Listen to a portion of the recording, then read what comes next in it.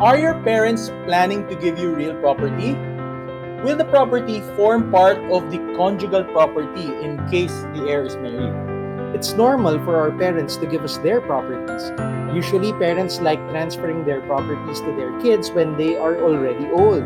And usually, the children are already married. And so what usually happens here is itong lupa na to para kay Kuya, ito kay ate, itong pinakamaganda kay bunso. but what if there's only one property to give away among many heirs or many kids, and all of them are already married, they have spouses? Owners na rin ba yung spouses? Jackpot. So this is exactly the question of our reader V. Hi V. Hi. And she writes, Attorney, my father intends to assign my sister and I as heirs of a land he owns. However, I'm already married. Will it become a conjugal property? Would there be any conflict if my spouse and I decide to put up a structure on the land? Thank you. But before that, Attorney Ramon, we would like to give a shout out to one of our followers, Jane Teruel, Hi, who Jane. said, I am always looking forward to every episode of Legal Guide PH because it is very informative and very helpful. That is why I am always sharing their episodes because I know that this will also be helpful to others. God bless. Oh, Thank you so much, Thank you so Jane. much, Jane. Bless you too. Please keep sharing. And just to let you know, we seem to provide helpful content to you guys because our show is based on questions from followers like you. So if you want to submit a question, just go to our website and click the submit topic button. Now, let's get on with the show.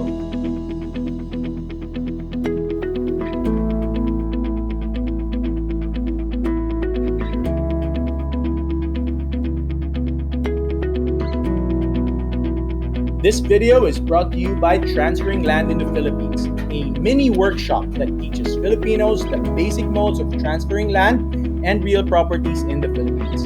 It provides the pros and cons of each mode, as well as the steps and procedures so that you eliminate your confusion and successfully navigate the whole process. Transfer with confidence. Transfer without fixers. Go to info.legalguide.ph/land to learn more. Welcome to Legal Guide Philippines, where we simplify the law to help you make better choices. I'm Attorney Erwin Zagala, and I'm with my partner, Attorney Ramon Ramirez. So today, we're talking about conjugal properties and how these relate to properties donated by parents or maybe kamag-anaks. Great. What's the breakdown, Attorney Ramon? So, okay, let's talk about what's happening here. What is V asking? V is asking. So the situation is, her dad wants to give the parents, sabi niya to assign eh. So we don't know what that means. Maybe in a will, but ang dating sa akin is by virtue of ipamimigay niya. Parang donation. Parang donation. So Okay. buhay pa si dad, ibibigay niya yung property niya ngayon sa kanyang dalawang anak. So from dad, papunta din sa dalawang anak. Yes. Okay, okay. And buhay pa si dad, no? Yes. Buhay pa si dad. So ang tanong ni V, okay, kasal na ako. Okay. Okay, meron akong mister. Ibig sabihin ba pag binigay sa amin yung property sa amin ng kapatid ko, kasama na rin si mister kasi 'di ba there's the concept ng conjugal property, 'di ba? What's yours is mine. Yes, And what's mine is yours. Okay, Yeah. okay. All right. So that's a very, very valid question. And I think she also followed up with a question wherein, what if gusto kong magpatayo ng, siguro kami ni hubby, no? We want, meron kaming gustong ipatayo dun sa property na ibibigay ni Airpods. Magkaka-issue ba yun? Magkaka-issue ba yun? So that is the context of what V is asking. Magkaka-issue with regard to other kamag-anaks or yung kapatid Possibly. siguro? Or yung maybe even yung kapatid. Oo. And we will discuss that today. Okay. All right. So before we go into before we answer yung question ni Ate V, we'd like to talk about yung property regimes kasi yan we always bandy about this term, 'di ba? Yung conjugal property, 'di ba? Oh, conjugal 'yan. Uy, yung kotse na yan, conjugal 'yan. Akin din 'yan, 'di ba? Yung utang na yan, conjugal. Hindi ko naririnig yun. Yeah. Usually it's yung assets, no? Hindi yung liability. All right, so let's talk about what we call property regimes. Okay, ano ba yung property regimes? This is the kabuuan nung relasyon ng mag-asawa in terms of their properties. Okay, habang mag-asawa sila. The rules of the game. Yes. Okay, so ano ba talaga? Let's break it down. No? So under our family code, the first one that we will talk about is the property regime called Absolute Community of Property. Or ACP. Yan. All right, so it's what you call absolute community of property. So, ano ba siya? So, basically, it consists of all the property owned by the spouses at the time of the celebration of marriage, or acquired thereafter. So, what does this mean? So, si lalaki, si babae, ikakasal sila, di ba? And may parang picture ako na pwedeng ibigay dyan. Oh, ano? Bago ikasal, isipin mo may lamesa sa harap. Okay, nila. sige. And then kumbaga, yung assets, isipin Labasan mo na na. sa bulsa. Labasan sa bulsa. ilagay sa- Lahat. ilagay sa lamesa. Okay. Lahat ng nandyan sa lamesa, divide in, ACP yan. ACP Yeah, yan. ACP Okay, yan. so, once kinasal sila, kung ano yung kay lalaki, kay babae. And kung ano yung kay babae, kay lalaki. Pero, kasama rin dun, yung mga idadagdag pa. Yes. Kung may na-acquire, so dagdag ka lang ng dagdag sa Kasi lamesa. kasal na sila eh. Oo. So anything na idagdag, like kung wari, several years from now, ay nangyayari to, like after ikasal na ni guy tsaka ni girl, later on, bibili sila ng property.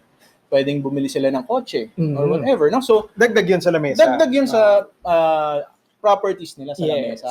Okay? So, that is what we call the absolute community of property. And they both own. Yeah, diba? They both own it. So, hindi pwedeng, so even if ang nagtatrabaho lang in the family is, kumare, si babae, gawin natin si babae, usually si lalaki, no? In this scenario, si babae lang. And si babae, si wife, she bought let's say, a big piece of land. Okay? It doesn't mean, and she used yung sweldo niya. Diba? Yung sweldo niya to buy that. So she can, and then she says, well, akong bumili niyan with my own money, ako naman ang naghahanap buhay dito, I should, akin lang to.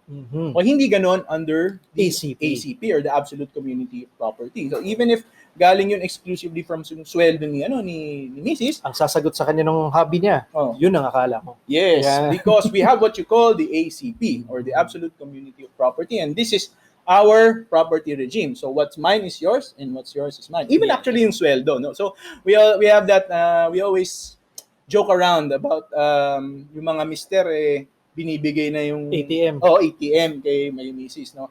It doesn't mean that si Mrs. ang may-ari nun. It's just that we acknowledge, no? So sa mga mister, they acknowledge that there's legal interest. Yeah. And the concept of ACP, 'di ba? Kasi darling, sa'yo na tong ATM natin kasi atin naman yan kahit ako ang nagtatrabaho. Ang sweet. Ayun. So, guys, so that is the concept of the absolute community of property. Okay? So, again, to recap, it is the stuff na nasa lamesa at the time na kinasal. Okay? Very important yun, at the time na kinasal. At the time na kinasal. So, everything that you bring into the marriage, sa kanya yan. Sa inyo yan. Sa inyong dalawa yan. And anything that you acquire later on, whether or not used by, by sweldo or whatever ng isang tao lang, it's all both sa inyo. On the table. Yes. All right. So, that's absolute community of property. Now, meron din tayong tinatawag another kind of property regime. And again, when we say property regime, this is the relationship of the property relationship between spouses. Rules of the game. Rules of the game between spouses. Yan. So, meron din tayong tinatawag na conjugal partnership of gains. Otherwise known as CPG. Yan. Well, that's parang nabalik ako sa law school. Okay. Yan yung mga nasa notes Yun natin. sa notes natin. That's what we called it when we were kids. When we were in law school. All right. So, ano naman tong concept ng CPG? No?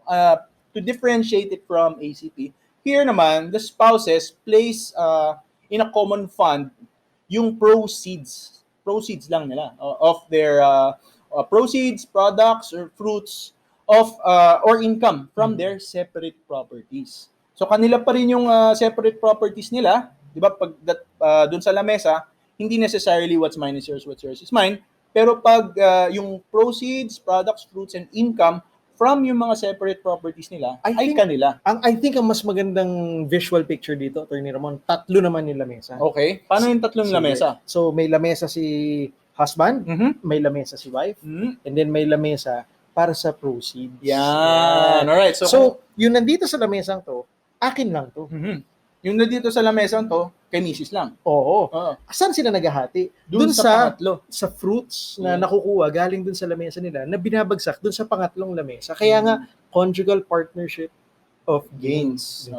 Yan. So, all property acquired during the marriage are also considered part of the CPG. Third lamesa yun. Yes, Okay.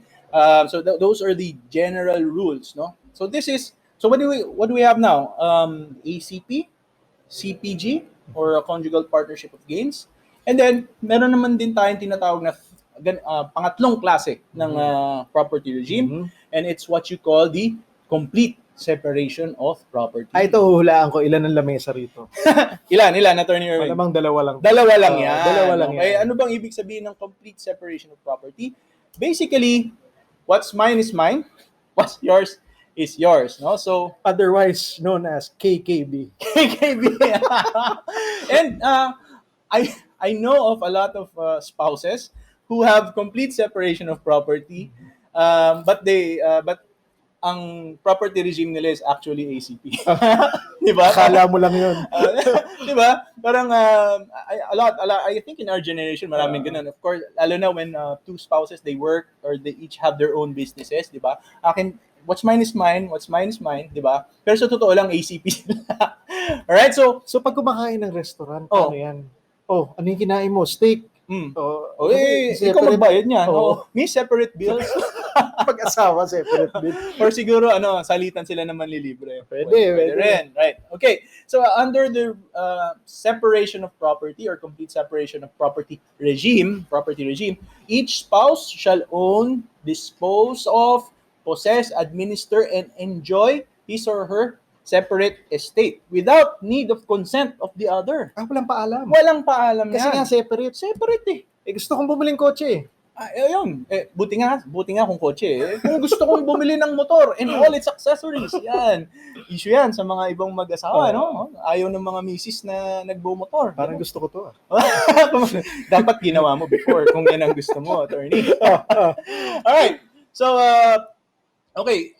With respect to complete separation of property, the law provides that separation of property must be provided for in a marriage settlement executed by the future spouses. May requirement. Yes. Okay. So, guys, now we're introducing the concept of a marriage settlement. Ano ba ang marriage settlement, Attorney Erwin? Tingin ko may isa pang pangalan yan. Ano yan? Starts with a P. Yeah. Tapos, 2 syllables. P. Yan. Ano sa tingin niya? It's prenup or prenuptial agreement. Yan. But under our law, we don't call it that. We call it marriage settlement.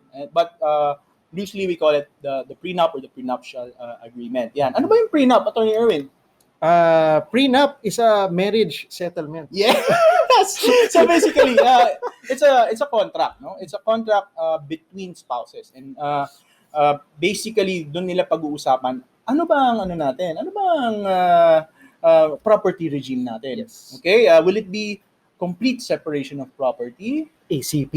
Pwede bang ACP or CPG ba tayo? Mamili ka. Or anything in between, no? So you have ACP on the one side, na yun yung extreme na talagang what's mine is yours is mine. And then on the other side, extreme naman na complete separation of property. 'Di ba? Medyo gitna or medyo pa dito is yung CPG. Mhm. But in a marriage settlement or in a prenup, you can actually have a wide variety of things, no? And it tends to be very technical. That's why we recommend that you consult a legal team for this. Yes, in case you want to execute this, you might trip up kasi maraming technicalities. And Attorney Ramon, why don't we tell them about the biggest technicality there, the timing? Yes. Okay. Now, when it comes to marriage settlements, okay, so when we say marriage settlements, ito yung pinag-uusapan nyo kung ano yung property regime. It's very important under our law that this is executed or nagpirmahan kayo and it's notarized prior to the marriage. What's the word? Prior to celebration of the marriage. So, I've actually experienced some prenuptial agreements na hours away yung kasalan. Hindi magka-settlement. Oo, nagpipirmahan pa sila, no? So, in that case, valid yung ating prenup, yung marriage settlement or yung prenuptial agreement. Now, Kahit 1 second before yan. Yes, Before pa oo. rin yan. But what happens if it's after, Attorney Erwin? And in which case, the law does not permit that. Yes. Wala po yan. Yeah. No effect. So, kailangan, guys, again, if you're going to get into a marriage settlement, please execute it before your celebration of your marriage, bago kayo magkasalan. Okay? Now, what if hindi nagkaroon ng marriage settlement, Attorney Erwin? Anong tingin mo mangyayari? no, hindi naman pwedeng wala. Yeah, diba? and actually, I would say in the Philippines, hindi ganun kauso yung marriage settlement or yung mga prenup. Oo. Diba? Ano ngayon yung default? Yes. Yan. So, the default under our law is the one that we talked about earlier, the absolute community of property. Bagsakan tayo sa isang lamesa. Yes, Yan. and share tayo lahat dyan. No? So, if you did not execute a marriage settlement prior to your marriage, then the default is the ACP regime. Okay, so our family code will lay there yung lahat ng rules when it comes to the absolute community of property. No, so it's several rules. It's not this is not the show for that. But yun, just be aware na ganun yun, na wala kayong in-execute, share kayo sa lahat. Right? So if that's not what you want, or that's not what your family wants, minsan kasi you own you family have corporation. Yeah, you have shares in a family business. corporation or family business na ayaw ng family mo na ibigay ng basta to the spouses. Oh. What's the next step? Talk to a lawyer. Yes, please. Oo. You need help in drafting a prenup. Wag po ninyo sarilihin yan. It's too technical for non-legally trained people. And what I've been seeing, correct me if I'm wrong, Attorney Aaron, more often than it's becoming mas accepted yung pag-execute ng marriage settlements. No? Because before, there was this concept na, magpirmahan tayo ng prenup or marriage settlement. Bakit? Hindi mo ba ako mahal? Wala ka bang tiwala sa akin? Ano tingin mo? Pinapakasal lang kita dahil sa pera? So, guys, that a lot of couples now are starting to think more about their marriage settlements because maybe for practicality reasons. Praktikalan na ngayon. Yeah, and sentimentality medyo outmoded na. And if you need more clarification, a legal team would be happy to explain the intricacies for you. Hindi siya dahil walang tiwala sa isa't isa. It's just a way of creating order before magkagulo pa or magkaroon ng mga questions arising from paano ba yung treatment sa isang property. Right. Preemptive. Okay, great. So next, we'll be talking about ano naman yung hindi kasama sa absolute community of property. Or may mga exclusions. Yes. Okay. So we'll talk about that in a bit. Okay, now let's talk about ano naman yung not included in the property regimes. No? So for ano yung una nating property regime that we talked about? ACP. ACP, or the absolute community of property. Now, so ano yung general rule? Everything that's on the table belongs to the spouses. Hati kayo dyan. Except. Ano yung mga except? Okay. First is property acquired during the marriage by gratuitous title by either of the spouses. And of course, the fruits as well as the income coming from that property.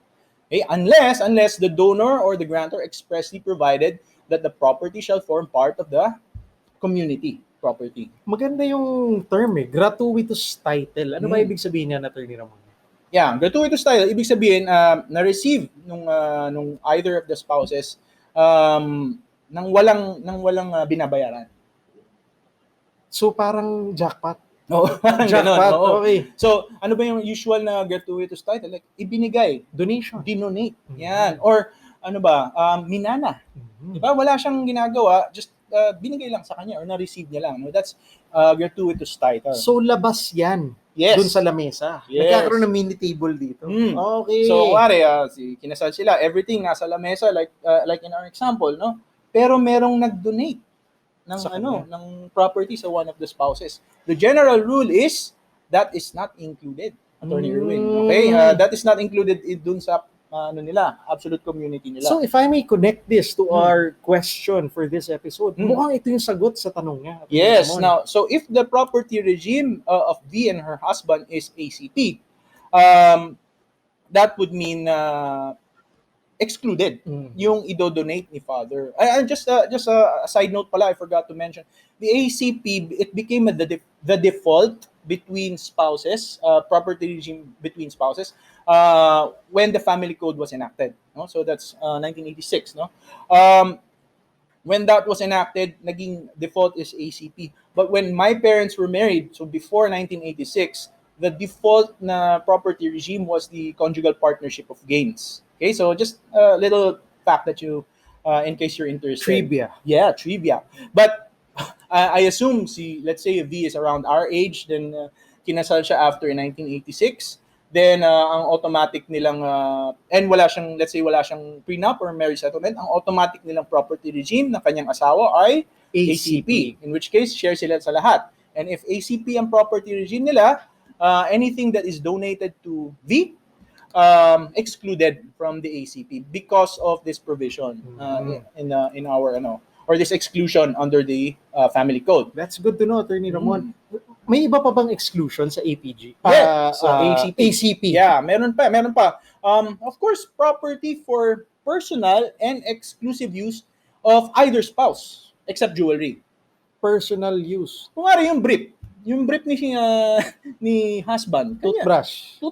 Siguro naman kanya niya. Although I know of couples who share toothbrushes, no? Ew. Di ba?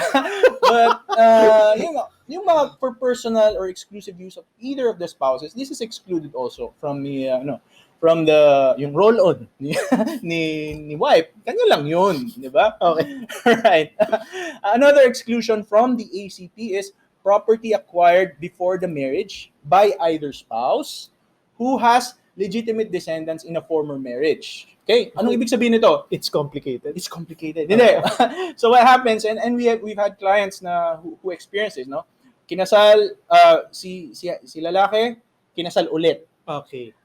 Before sila kinasal, meron siyang previous marriage and meron siyang mga anak doon. No? So property na pagmamay-ari niya before siya kinasal ulit, excluded. Kasi medyo off naman kasi parang makikinabang yung bagong spouse dun sa pinundar nung previous couple. Yes. So, and it's also for the protection of yung unang mga children. Anak from a previous marriage. Okay? So that is those are the exclusions under the ACP, and I hope that's very clear to you. Now there are also exclusions under the CPG. Ano ba yung mga exclusions na yan? Number 1, property brought into the marriage as exclusive property of either spouse. So, pwede. Yes. Exclusive. Okay. Exclusive property yan. Okay? Another is property acquired during the marriage by gratuitous title din. No? So, this is very similar to yung sa ACP na rin. No? Another is property acquired through redemption, barter, or exchange with property belonging to only one of the spouses. And last, property purchased using exclusive money of either spouse. Okay, so makes sense, no? So these are exclusions. Now, if hindi clear sa inyo yung situation and you have the conjugal partnership of gains or CPG regime, please consult your trusted lawyer and determine excluded ba to sa aming CPG. Okay? Now, what about other property regimes? Ano yung mga excluded? Ito mas simple, Attorney Erwin. Okay. Ang mas simple siya because yung exclusions, let's say in a complete separation of property or any other, will be based on kung anong nakalagay sa prenup or sa marriage settlement. Okay? Babasahin mo na lang. Yes. All right. So again, going back to this question, will her husband also be the owner of the donated property? The answer is no, because it is she will get it by gratuitous title. Okay. Now, what if V and her husband build on the property? So let's go to our point number 3. And it was donated to her and her sister, diba? So especially sa title, pareho silang nandun. Walang specification na alin yung kanya. Yes. Diba? So what happens is this will probably be a co-ownership between V and her sister. Okay. Now, since it's a co-ownership, we have to know certain things like and they want gusto nilang tayuan, no? We need to know, is the building or improvement, is it made to preserve the property or is it made to embellish it? Because the rules, there will be considerations there. And for whose benefit will the building or improvement be? Para, I would think na kaya nila tatayuan yan because it's for their benefit, si V and her husband. Diba? So we need to know that. And once we know that, we need to point out that generally in a co-ownership between V and her sister, the consent of the other owner will be needed. Okay, now if the other owner does not consent to this, mahirapan tayo. Now, there might be legal implications there. So what can V do?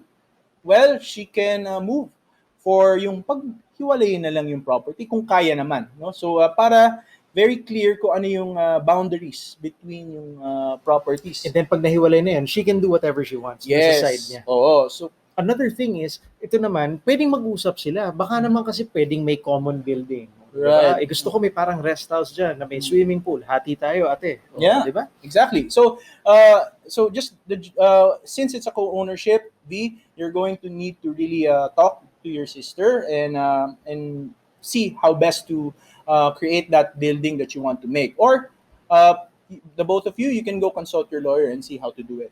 All right. So we've talked about a lot of things today, Attorney Irwin. Would you mind doing a quick recap? First off, we discussed the different property regimes and nadaanan na ninyo yung dinaanan namin during law school. ACP, CPG, separate property, all of those have been discussed. Next, we talked about the stuff that are excluded in each of these property regimes.